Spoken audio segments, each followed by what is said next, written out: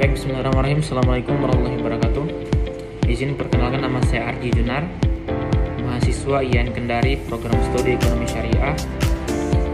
Baik teman-teman, pada waktu ini saya akan menjelaskan perihal manajemen investasi dan pasar modal syariah guna untuk memenuhi tugas dari mata kuliah manajemen investasi dan pasar modal syariah. Oke teman-teman, pertama saya akan menjelaskan tentang konsep manajemen investasi syariah. Manajemen investasi syariah adalah proses pengelolaan dana atau portofolio investasi berdasarkan prinsip-prinsip syariah. Di sini syariah yang dimaksud adalah syariah Islam. Dan mereka mengedepankan yang namanya keadilan, menghindari yang namanya riba, gharar, maisir, perjudian, dan investasi pada sektor haram. Tujuannya adalah untuk mencapai keuntungan finansial yang halal dan bermanfaat atau beretika. Kemudian ada prinsip dasar investasi syariah, yaitu keadilan, kemitraan. Perbedaan antara kemitraan dan kerjasama adalah bermitra itu artinya sistemnya bagi hasil, bagi rugi, bagi untung. Sementara kerjasama, mereka hanya mengedepankan manfaat saja. Kadang sepihak yang rugi, kadang sepihak yang untung. Tidak sama-sama rugi atau untung. Kemudian selanjutnya adalah larangan riba, tidak ada riba di sana. Kemudian kehalalan aset, semua aset harus halal. Kemudian harus bermanfaat terhadap sosial. Kemudian ada instrumen investasi saham. Yang pertama adalah ada beberapa instrumen investasi. Yang pertama adalah saham syariah. Yang kedua reksadana syariah. Yang ketiga ada sukuk atau obligasi syariah. Dan yang terakhir adalah deposito syariah. Kemudian ada produk investasi pada perbankan syariah. Di sini yang pertama adalah deposito syariah, yang dimana akadnya menggunakan akad mudharabah atau bagi hasil. Yang kedua adalah tabungan investasi saham. Di sini menggunakan akad mudharabah atau wadiah, titipan dengan bonus. Kemudian yang ketiga adalah reksadana syariah. Akad yang digunakan adalah akad wakalah bil ujurah, perwakilan dengan fee atau mudharabah. Kemudian yang keempat adalah sukuk atau obligasi syariah. Di sini menggunakan akad ijarah, sewa, mudharabah bagi hasil atau wakalah. Dan yang terakhir adalah pembiayaan investasi syariah. Kemudian lanjut, pasar modal syariah. Pasar modal syariah sendiri merupakan sistem investasi dan perdagangan instrumen keuangan seperti saham, sukuk, reksadana, dan lain-lain yang sesuai dengan prinsip syariah. Dan mereka menghindari yang namanya riba, gharar, maisir, dan hanya memperdagangkan aset yang halal. Kemudian lanjut, ada prinsip pasar modal syariah. Yang pertama, kepatuhan syariah. Kedua, transaksi real asset. Dan yang ketiga, keadilan dan transparansi. Keempat, manfaat sosial, dalam artian bermanfaat bagi masyarakat. Lanjut, instrumen pasar modal syariah. Yang pertama adalah bebas riba dan spekulasi atau ketidakjelasan. Yang kedua, transparansi tinggi. Yang ketiga, diverifikasi halal. Di situ tertulis, biasanya kalau pada instrumen saham itu tertulis ISSI, Indeks Saham Syariah Indonesia. Yang keempat, dampak sosial positif. Lanjut, tantangan pasar modal syariah. Ada yang pertama, literasi yang rendah. Kedua, keterbatasan instrumen. Dan yang ketiga, regulasi yang kompleks. Lanjut, reksadana syariah. Tadi sudah kita bahas saham syariah. Sekarang kita lanjut membahas reksadana syariah. Reksadana syariah sendiri merupakan wadah investasi kolektif yang mengumpulkan dana dari investor untuk dikelola oleh manajer investasi atau MI berdasarkan prinsip syariah Islam.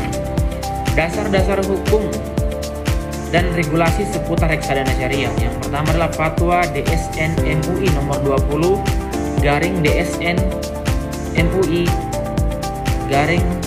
17/2001. Yang kedua, POJK nomor 18 POJK 04/2015 dan DSN MUI Dewan Syariah Nasional Majelis Ulama Indonesia.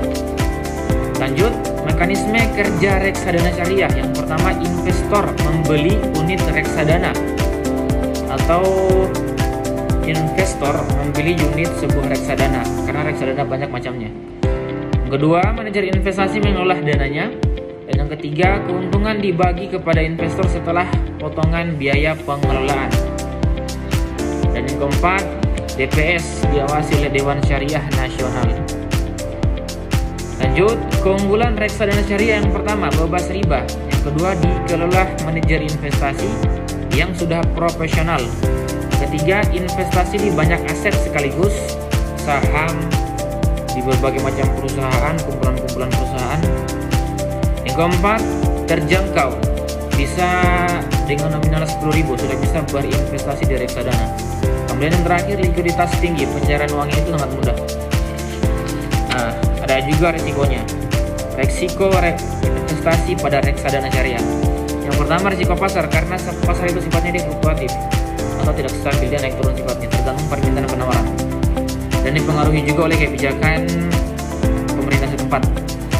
Kemudian risiko likuiditas dan risiko manajer investasi, karena tidak selamanya manajer investasi akan mendapatkan keuntungan, terkadang juga dia akan mendapatkan kerugian, tapi jarang. Nah, kemudian lanjut kita akan bahas tentang obligasi syariah atau sukuk. Sukuk adalah sertifikasi investasi syariah yang mewakili kepemilikan atas aset berwujud, proyek atau kegiatan usaha yang sesuai dengan prinsip syariah.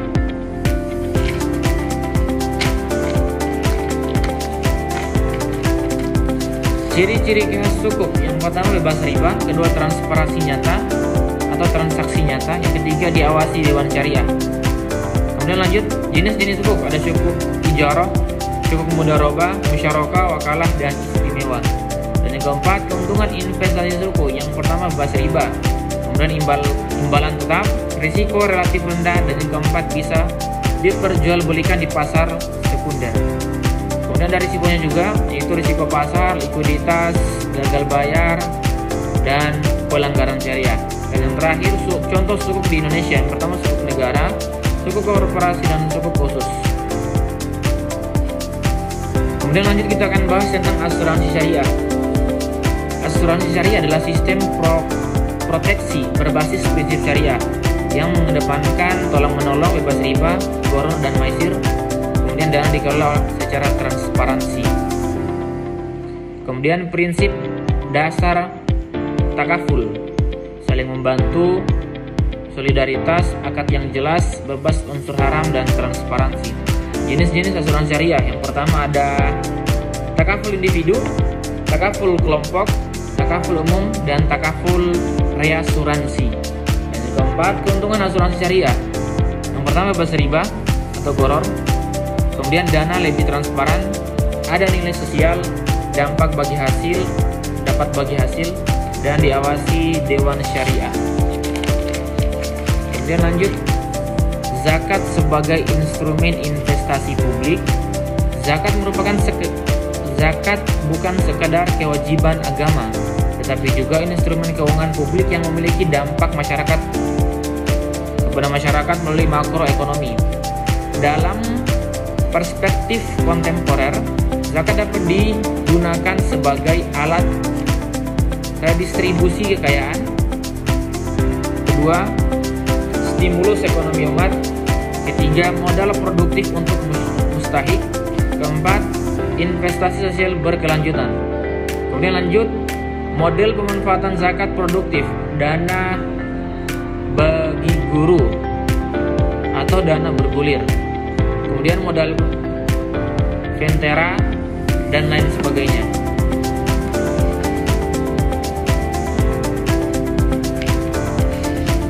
Kemudian lanjut, skema investasi zakat yang dibolehkan.